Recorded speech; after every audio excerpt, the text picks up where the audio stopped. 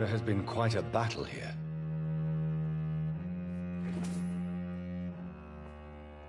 I'm sure the Ascalon Club has the money to replace the furniture. Welcome to the Ascalon Club, then, Dr. Reed.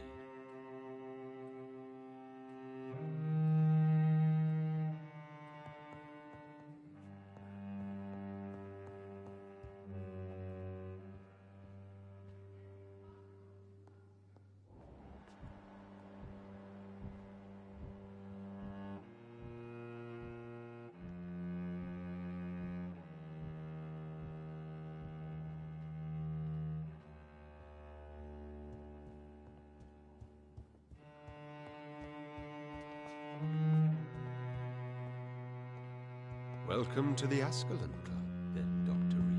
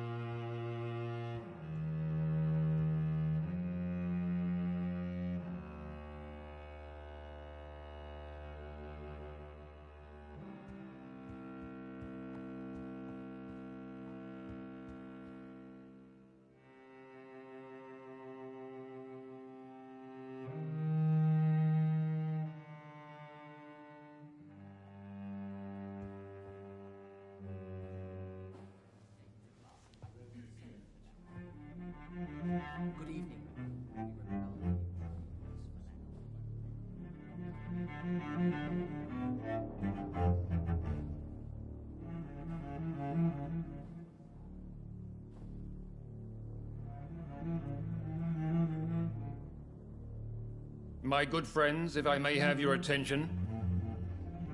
Behold our visitor, the good Dr. Reed. Newborn of blood so pure and strong that even my friend Fergal Bansher was no match for him. Hear, hear, hear! Come forward, young Ekon, for we have so much to discuss. Welcome to the Ascalon Club, Dr. Reed. I am Lord Redgrave, Earl of Bristol and chairman of this exclusive association. Lord Redgrave. At last we meet. I've been eager to make your acquaintance. I've heard some astounding things about you. Please accept my condolences for your loss, Dr. Reed. Thank you, my lord. Lady Ashbury expressed your wish to meet me. Yes. The lady has always been a useful acquaintance, though not always reliable. Is she a good friend of yours?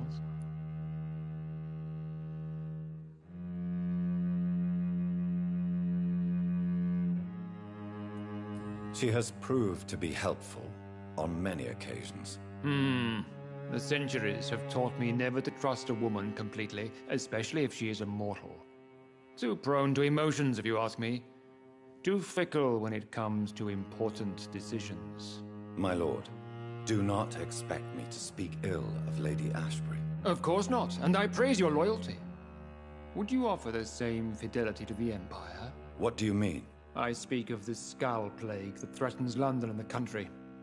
You have been on the front line in the East End, but the time has come to open up a second front here. The epidemic has escaped the quarantine. You have new cases of the outbreak. We don't know for certain, but we cannot allow the disease to threaten the prominent heads of Great Britain.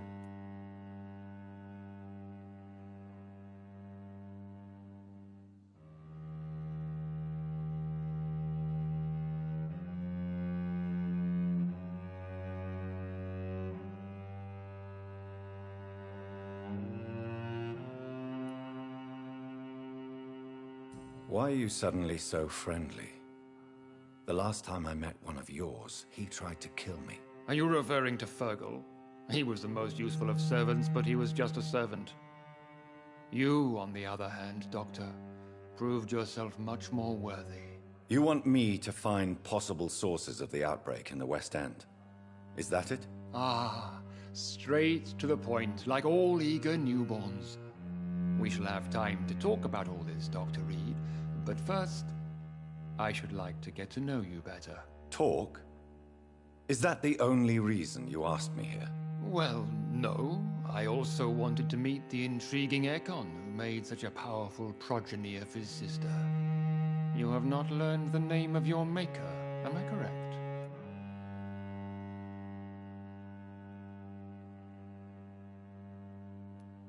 No, I haven't. Have no embarrassment, Dr. Reed. We all make mistakes. But whatever your lineage, you are definitely Ascalon material. What do you mean? I would like you to become a member of the Ascalon Club, and to serve me as such.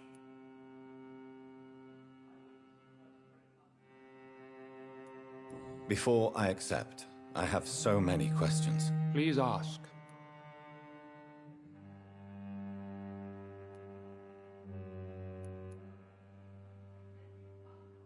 What is the Ascalon Club's express purpose? We follow the credo of William Marshall, the greatest knight who ever lived. As was he, we are sworn to protect the British Empire.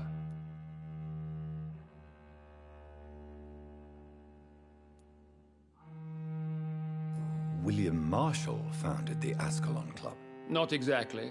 William Marshall granted me immortality, and I founded the club a few years later. The good knight has been gone for so long. What does Ascalon mean? Ascalon was the lance wielded by St. George, glorious patron saint of England when he slew the dragon. And like that lance, we pierce the hearts of all our nation's enemies.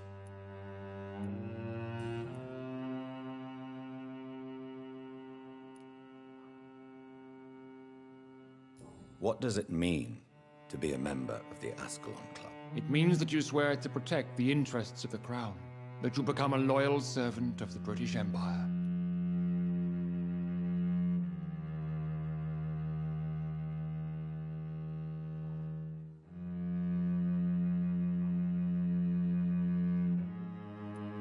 Do you have any official recognition from the government?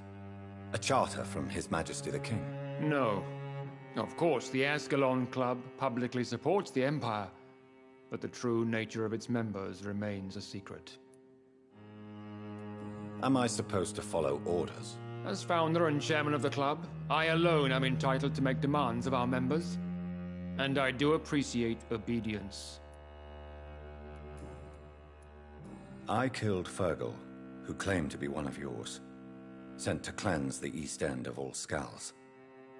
Will his death be an issue? Do not worry. My priorities have changed.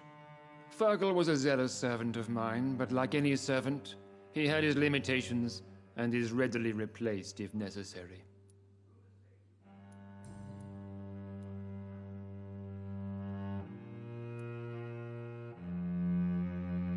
I agree to join the club. This is good news. Good news indeed in these crucial times. Let's inform the Assembly formally and proceed with your initiation. My initiation? Fear not. Nothing fancy nor dangerous. It is just that we, the members of Ascalon, believe that tradition and custom are the backbone of this country.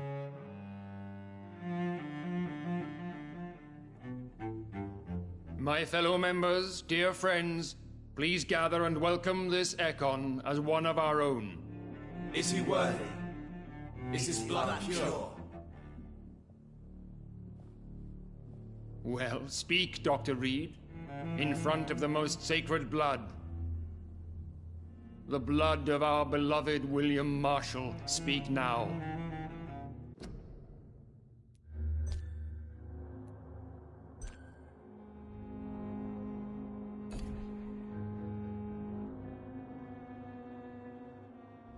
Will you serve and protect the crown as he did? Yes, I will. Then, young Ekon, it is time to testify with your blood. It is time to sign the Book of Allegiance. I know it's awfully gothic and a tad pedantic, but England's traditions are the backbone of our nation.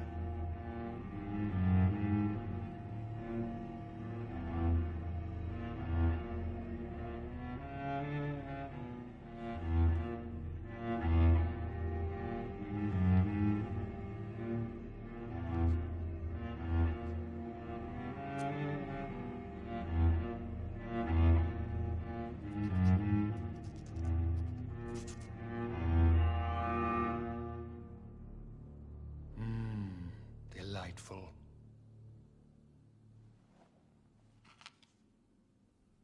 Welcome to the Ascalon Club, Dr. Reed. Take your place among the bearers of the lance. One of us! One of us!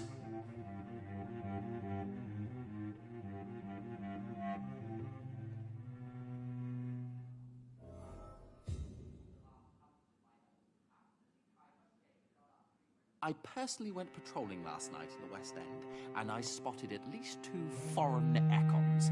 This is an outrage. We shall chase these intruders down. I was chased by a gigantic Valcod 2 nights ago. I thought it was Fergal. That went well, did it not? It is always useful to bolster the troops' morale, especially before a difficult battle. You have the makings of a general, my lord. I was, though very long ago. Well, not quite a general, but a proud defender of the crown. So why did you really want to meet me? Straight to the point again, young Ekon. All right, let's talk, you and I, Lance Bearer.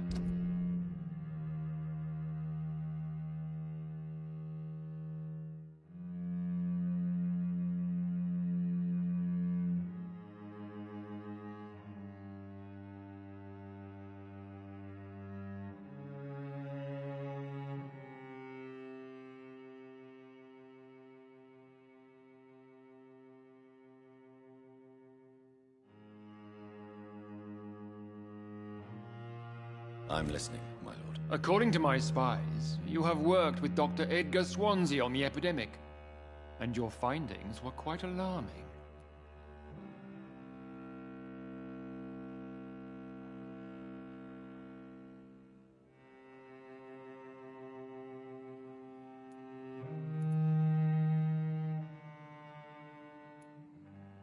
Do you know Edgar Swansea? Not personally, but I've been told he has some sort of immortal fetish and is a good friend of yours. Does it bother you that I consider him my good friend? As long as you reveal nothing of the club's inner workings, why should I forbid you engaging in conversation with the good Dr. Swansea?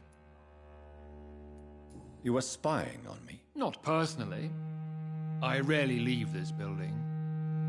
But once he found you, Fergal kept me informed. Until you put an end to his mission.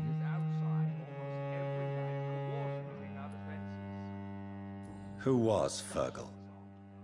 I don't see him sipping tea with the others in the club. Fergal Bansher was my squire of sorts. Even before becoming that magnificent beast, he was a brute. He served me well for decades. No, I mean, what was he? He was clearly no ordinary vampire. No, he was a Volcod, all muscles and instinct. Quite the rare breed, ferociously territorial. Mortals often mistake them for werewolves.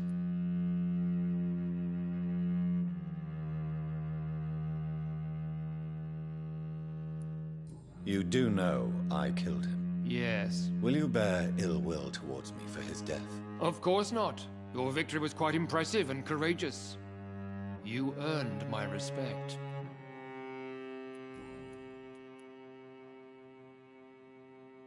Yes, I'm convinced the recent invasion of frenzied Scals in London is directly linked to the epidemic. This is not the Spanish flu, but something else. I would be glad to hear more of your discoveries, Dr. Reed, but for now, my main concern is the security of London's inhabitants, both mortal and immortal. What do you mean? Alarmed by the epidemic, the Guard of Prewen has started a war against us British vampires. To appease the situation, we must eradicate the Scals.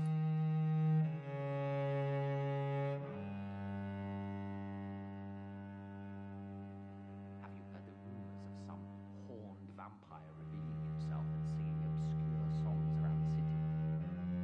What is this new malevolence? Scars have been spotted everywhere in London. We are losing this fight.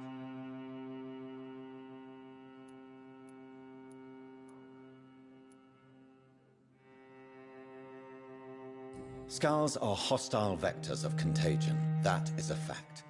But first and foremost, they are victims. I agree, Dr. Reed. Most of the new Scals who roam the streets at night used to be good British citizens. But they must be put down nevertheless. So, what do you want me to do? I want you to investigate the city thoroughly. I have reason to fear there are cases of contagion in this part of town. Our absolute priority is to find and cleanse them. And how would you like me to proceed? By all means necessary, Dr. Reed. You are now a member of the Ascalon Club and you have carte blanche. Interrogate the locals, follow all the leads you find, and get results.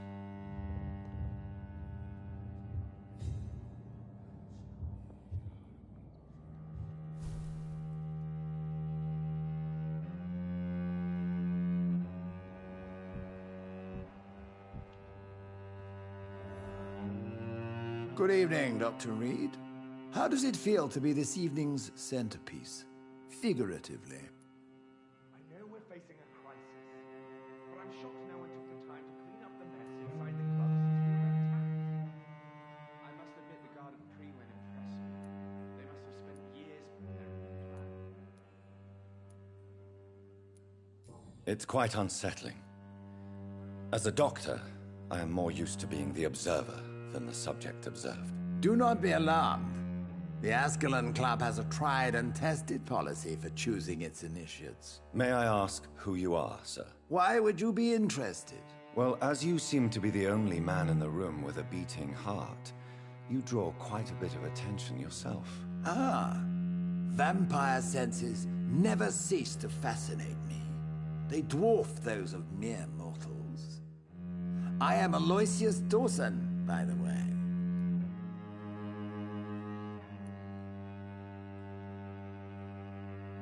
Are you a member of the club? Yes, I am. And I have been for many years. And will be until the day I die.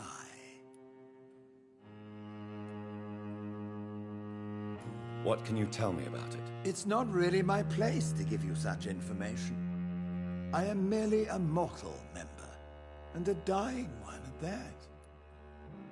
Are you sick? Personally, I consider my advancing years are a sickness in itself. My body is slowly abandoning me, Dr. Reed. This is an outrage. We shall chase these intruders down. Are you not afraid? You are surrounded by vampires. Sir, it's for that very reason that I joined the club in the first place. Is not the nature of this club a secret shared by only a privileged few? My dear Dr. Reed, I have spent years and a fortune precisely to gather that kind of information. So you asked for membership? I have been a member of many clubs in many countries. But I must admit, this one is my favorite. What can you tell me about Lord Redgrave? I would not dare speak of our chairman without his consent. Mr. Dawson, of Dawson and Dawson, the wealthiest man in England. It is a pleasure to meet such a prominent figure of London. A withering London figurehead, to be precise. Are you sick, Mr. Dawson? I am a doctor, you know. My case is beyond the scope of traditional medicine. I have spent fortunes on the world's most competent doctors to arrive at that diagnostic conclusion. I'm sorry to hear that, sir. Should I suppose that you're here in search of some form of immortality? Absolutely not. I'm here to implement my plan to save the city I was born in, to cast out the ghastly evil that has us all on our knees. Lord Redgrave can play with the brave all he wants, but I won't put a foot outside until the pre-win. What is the situation like in this part of town? I am sure Lord Redgrave will enlighten you more effectively than I. What do you know about the Guard of Prewin? I should not say this, but I admire their commitment. This is what the nation needs right now.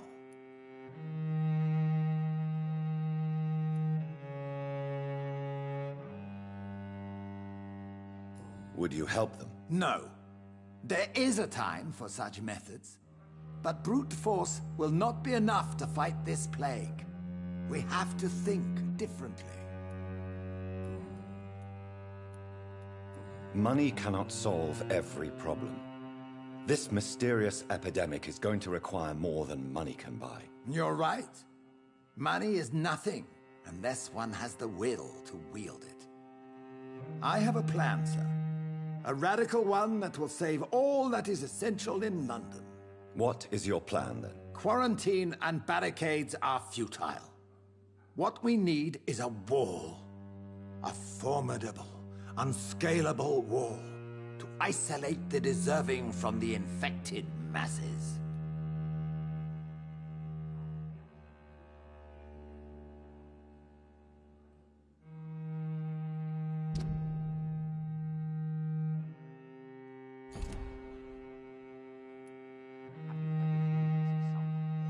By doing so, you would create two separate ghettos. What if the disease gets past the wall? The results would be disastrous. Not if we eliminate all suspected cases of infection as soon as they appear. A necessary sacrifice. Are you not mistaking sacrifice for summary execution? Why do you care? Are you not a vampire? Removed from all mortal concerns? Decisiveness is what the city needs, and it needs it now.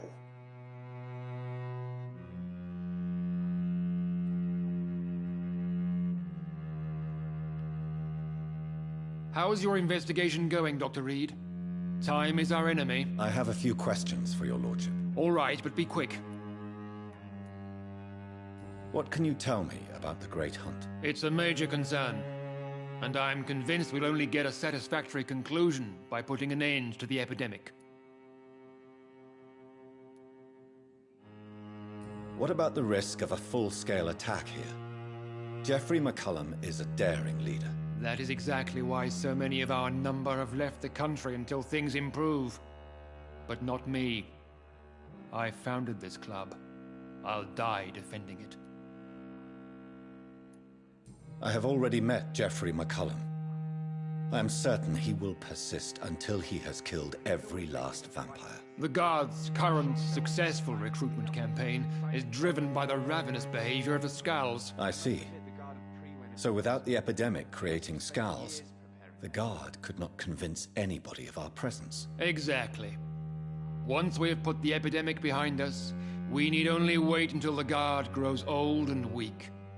Time will once again become our ally.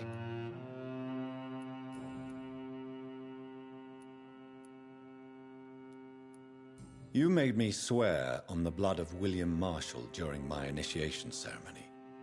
Why was that? William Marshall was the most glorious knight who ever lived. He served 5 kings, and was a living example of probity for all. And he was my maker.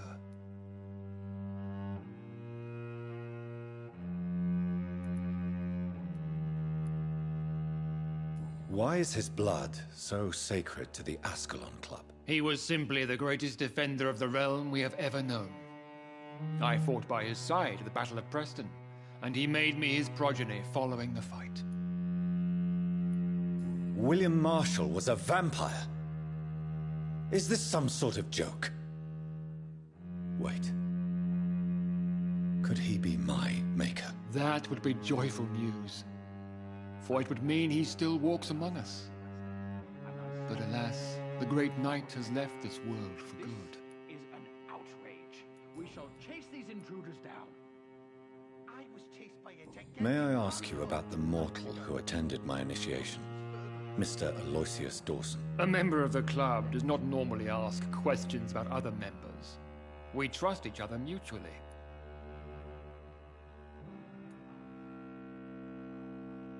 So he really is a member, then? Indeed. Only the most eminent members are allowed to attend such ceremonies. Even if I admit some of us fled during the first hours of the Great Hunt. But Mr. Dawson is mortal. Are you not afraid he might reveal who you are? Especially to your enemies. Aloysius Dawson is a man of his word, as are all of us. This is the Ascalon Club, Dr. Reed. We do not grant access to the unworthy. Goodbye, Lord Redgrave. Godspeed, Dr. Reed. We are counting on you.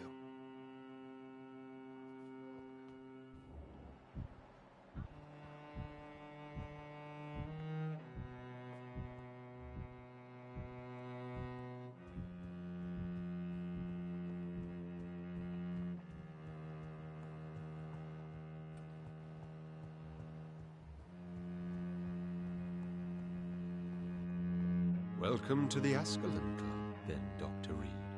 Welcome to the Ascalon Club, then, Dr. Reed.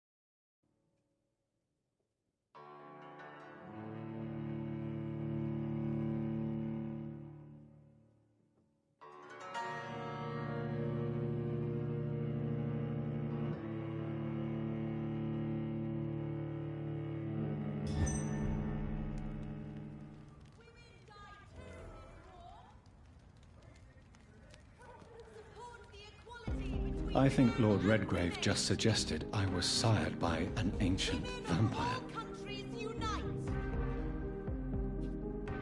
Women's right to vote is only the first step!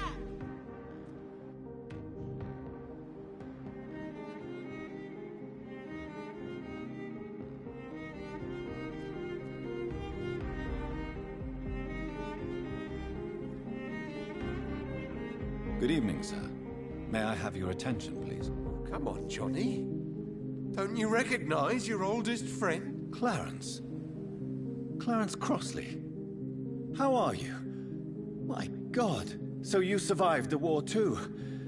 So sorry I didn't recognize you at first. I almost didn't recognize you either. War does that to men, I heard. In my case, it was true, for I witnessed the horror that lies underneath.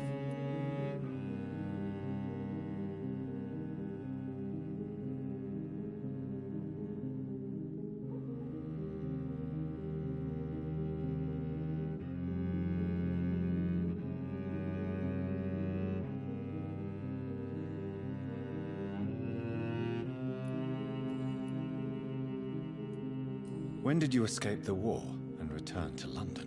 You know what's funny? I almost never think about the war. Not anymore. I'm involved in another kind of battle now.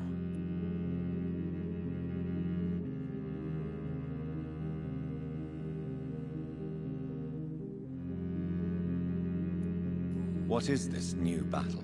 I saw terrible things during the war. Horrors I thought I'd forget. They're here too. They're everywhere. Vampires.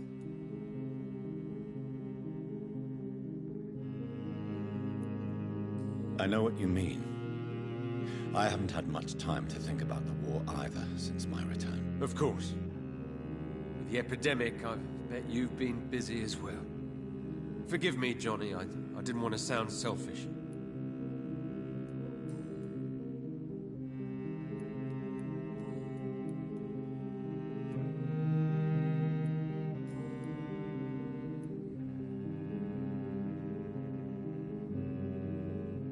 How is your wife, Venus? We've spent so much time away from each other, and so many things have happened.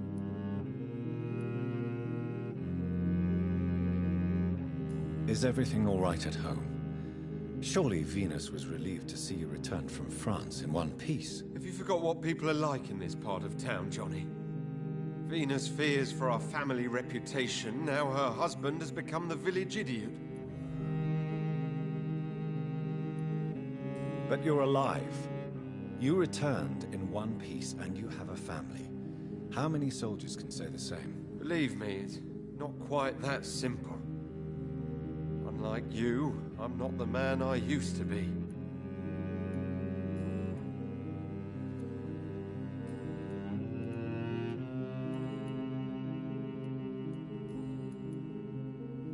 I'm investigating the source of the epidemic in this district.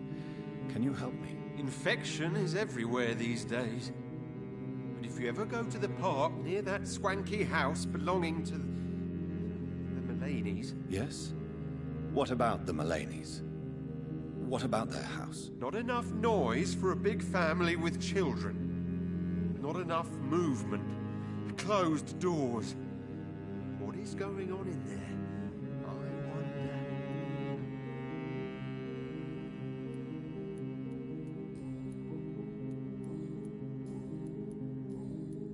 You need some rest, Clarence. You should try to sleep.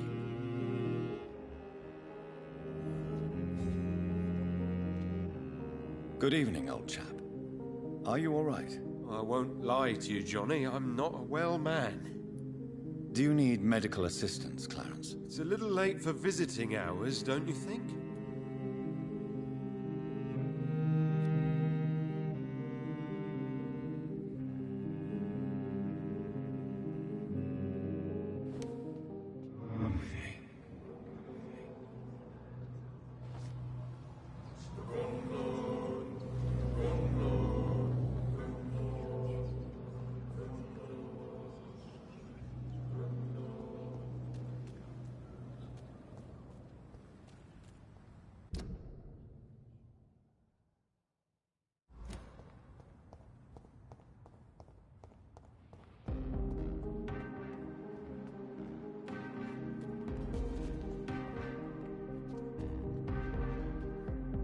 Good evening, miss. Can I help you? I'm a doctor. Dr. Jonathan Reed. I am Karina Billow. I don't need any doctor. The rats. Where are the rats? Miss, you don't seem well at all. Are you afraid of rats? Has one bitten you? No, it's me who bites them. Tasty, juicy, disgusting rats. I can't stop eating them. Help me, please. Help me to disobey the voice.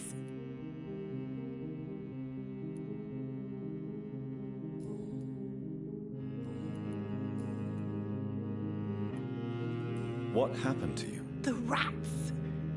The answer hides in their little crunchy bones. Their juicy, tiny brains. Miss Billow, please, try to concentrate. Why do you worry about rats so much? The voice in my head. He forces me to do so. Drink their blood, he said. Eat their flesh.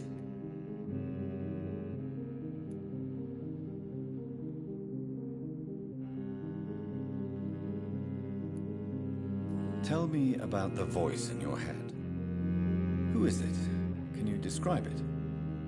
Is it someone you know? Someone you met? Keep your mouth shut, he said. Don't ever speak about me, or I'll abandon you. Help me, please, Doctor.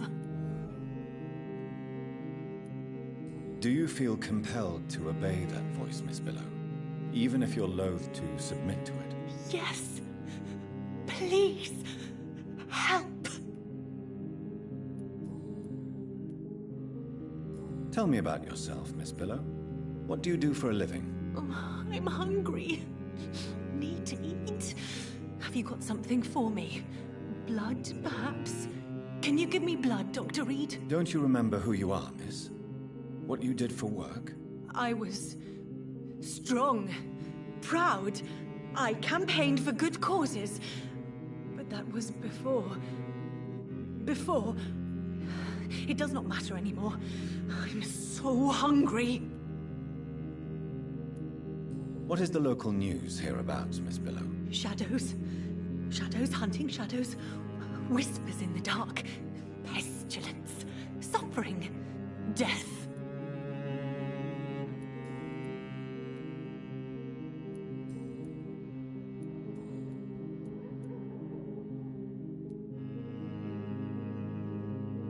I'm investigating the source of the epidemic in this district.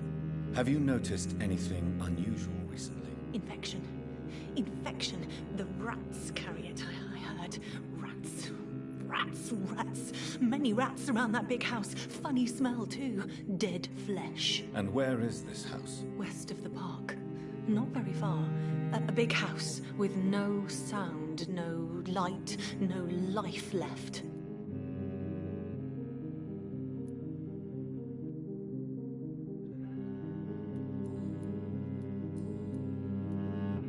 I must go now. Goodbye, Miss Billow.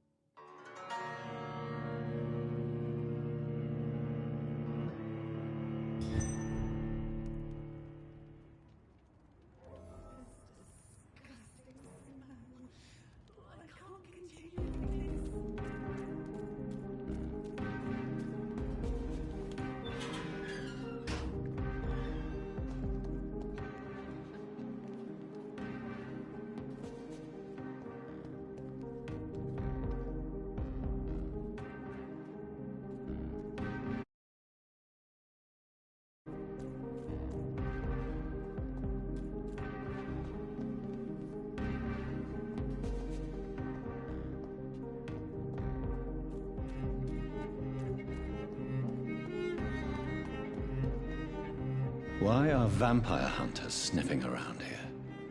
I need to find out what they're after.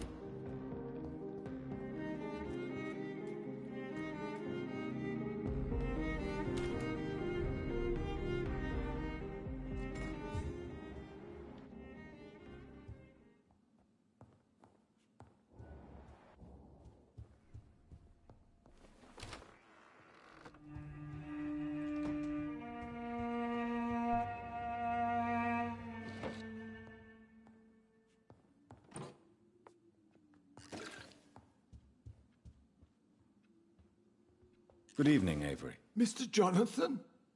I can't believe my own eyes. Oh, it's a miracle. We all thought you were... Oh, sir, your poor sister. What a tragedy. I know, Avery.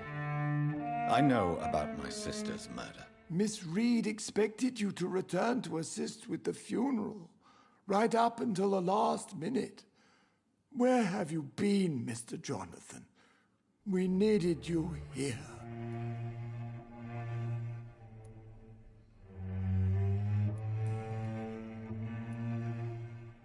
How is my mother? Not well, I'm afraid, sir. Miss Reed is very fragile since the police brought her back home. The police? What happened? Miss Reed was found walking in the streets. She kept saying she had spoken with her son and daughter. She's resting now. Has she received appropriate medical care? I'm taking care of Miss Reed myself. Hospitals are so overwhelmed by the epidemic that they can only accept patients infected by influenza.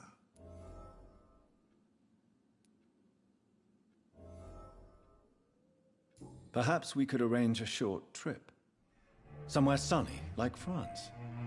She has always been very fond of France. I think leaving London could do her good. I'm afraid Miss Reed is too frail for the moment. Recently, she started going out at night without remembering it. I have to watch her carefully.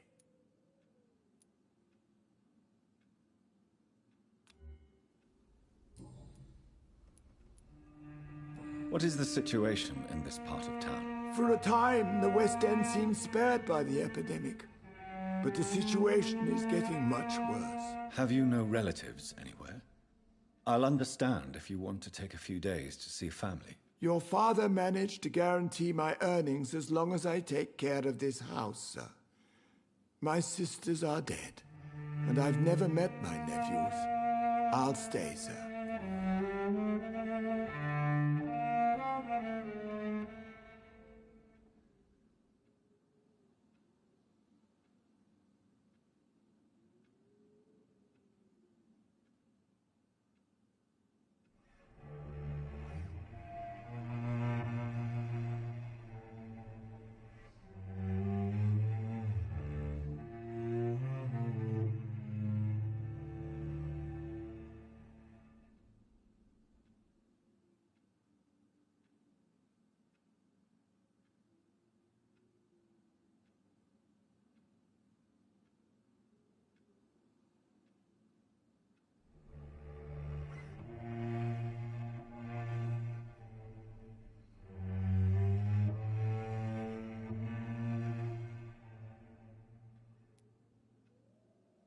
I'm sorry I could not be here for Mary's funeral. Your mother was strong, sir. But maybe this house would not be that empty. But you're here now, sir. So my task is not over.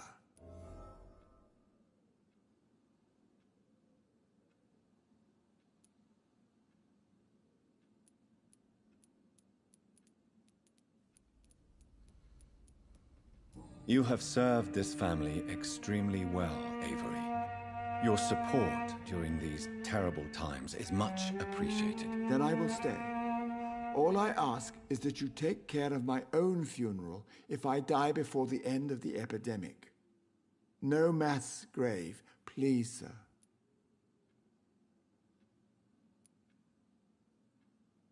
Do you really think I don't take enough care of my mother, Avery? Yes, I do, Mr. Jonathan. You clearly have something more to say.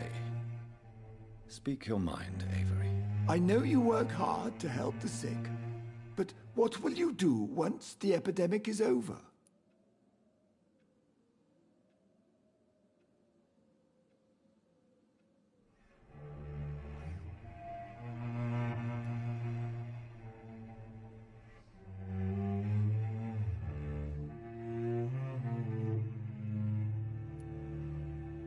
My home is here, and I have nowhere else to go. But this house will need some improvements if I move here. Some radical changes. That's good news. Whatever changes you have in mind, I'm sure we will find an arrangement that suits your mother also.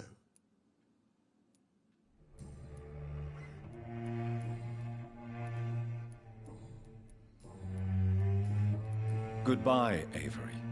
Please watch over my mother until I return. Of course, Mr. Jonathan.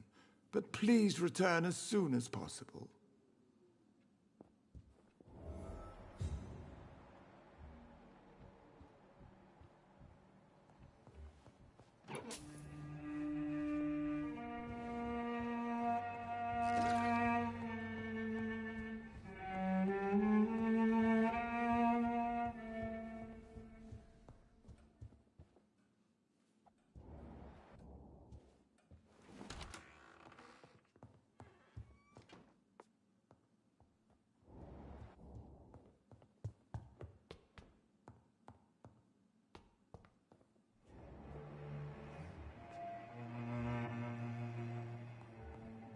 Dear daughter, how are you tonight?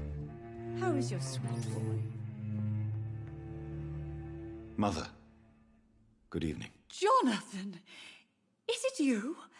Where have you been, my prodigal son? I'm right here, Mother. I'm finally home. Yes, for this son of mine was dead and is alive again. He was lost and now found. But where is your sister? Where is Mary? Mary? She is gone, Mother. I know she's gone. The question is, when will she return as you have? I miss my grandson so much. It's been days since their last visit.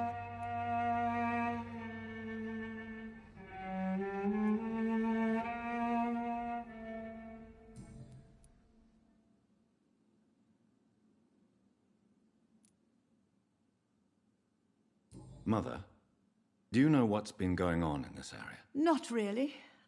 I don't go out much due to the epidemic, and when I do, I tend to get lost. What do you mean you get lost? I hope you don't go outside alone. Of course not. When I go out, your father always comes with me, but he leaves me there sometimes, and I have trouble finding the way back.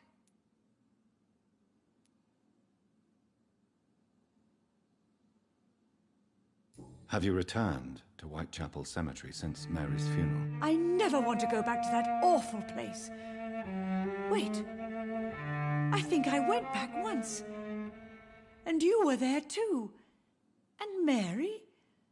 No, that can't be true. It was just a bad dream, Mother. A nightmare, yes. Mary was so angry. I walked back home alone. If that kind policeman had not called Avery from the station, I don't know what would have happened. Tell me, Mother, how are you? All alone in this big house with only Avery to take care of you. I'm sad most of the time. Sad that you have left me here alone. Sad that you don't tell me when you come or go. I'm so sorry, Mother. It wasn't supposed to be like this. I was coming home. I was home. London, the Thames, and then it happened. What happened, Johnny?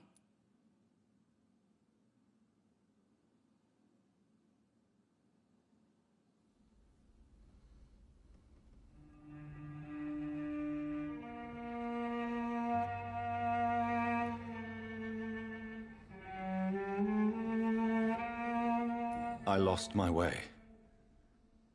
Somewhere between the boat and the house, my life changed completely. You should have told me, Johnny. I would have understood. You always were a secretive little boy.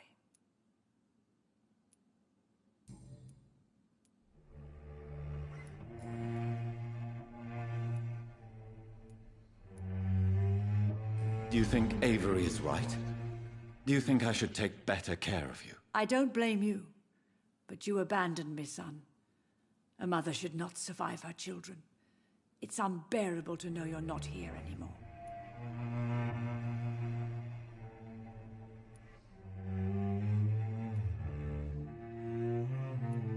I know I have failed you since I returned.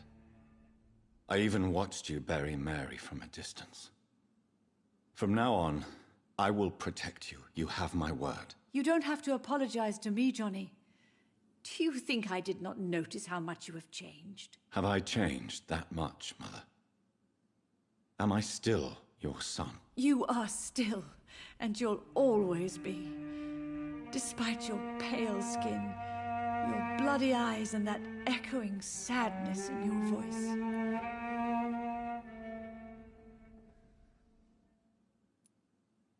Are you working on a new painting? Not recently. I have trouble focusing on my subject, and my mind quickly drifts. It's the same thing when I try to write poetry. I recently met a talented painter with an excellent technique. I wish you two could meet. I'm sure you'd like her. I'd be glad to meet her. What is her name? Is she famous? Is she dead too? She's not famous, and her name is of no importance. And yes, she is also dead. The important thing is, I hope you two get along. If she ever fancies meeting your mother, I'd be glad to welcome her into my home. Do you need anything, Mother? Can I help you? I just want you to stay with me, Jonathan. Your room is ready. I asked Avery to make your bed. I'll stay as long as I can, I promise. Do you need anything else? Just one thing. Stop staring at me like that. As much as I love you, it breaks my heart to look at those empty and dead eyes.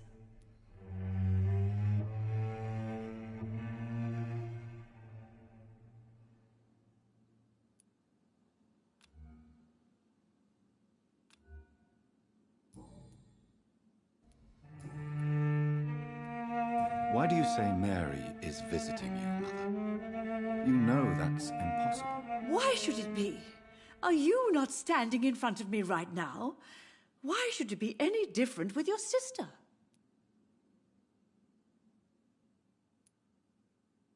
But Mary really is dead, Mother. Yes.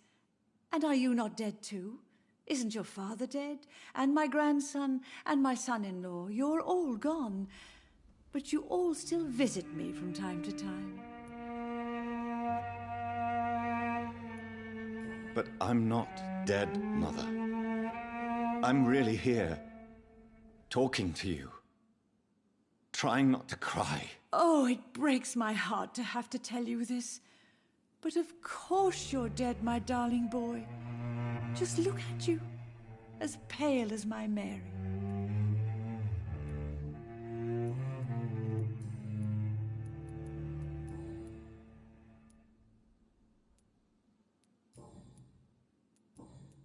Why do you say Mary is visiting you, Mother? You know that's impossible. Why should it be? Are you not standing in front of me right now? Why should it be any different with your sister? Goodbye, Mother. Try to rest now. Goodbye, son. Please come back soon.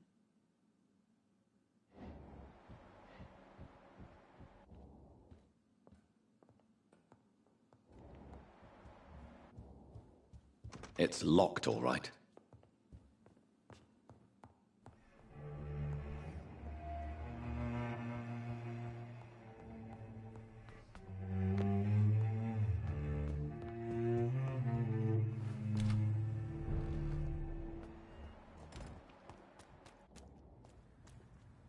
I'm hungry. Good evening, sir. Please forgive me for disturbing you. I'm a doctor. I never judge a man by his title, but by his attitude. And you are not disturbing me at all. I am Calhoun Russell, and I welcome you. Well, I must admit it's good to receive a warm welcome for once. I'm Jonathan Reed. Welcome, Dr. Reed. Welcome to my humble shop.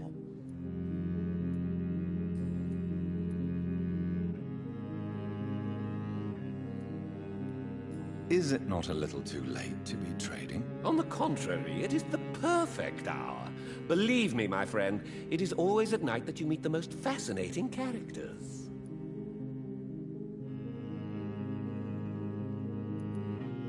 So you prefer to work at night? Oh, I also enjoy a sunny day like everybody else.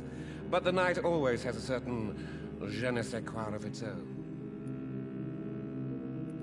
But what about the epidemic? The bombs and raids? And all the random violence? Please, sir, this is London, England. We will prevail. And if a bomb must fall on my shop, then I'll be there to hear it falling.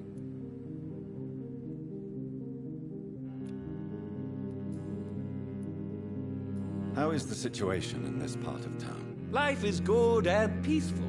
We're lucky to live in such an era of progress and wonders. Are you not concerned about the epidemic? Oh, I'm sure the authorities would take the appropriate measure if the danger were that high.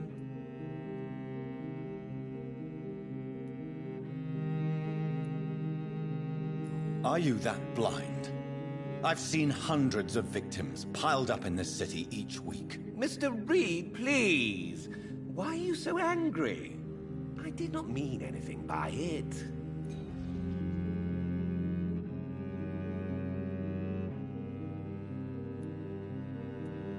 How is the situation in this part of town? Life is good and peaceful. We're lucky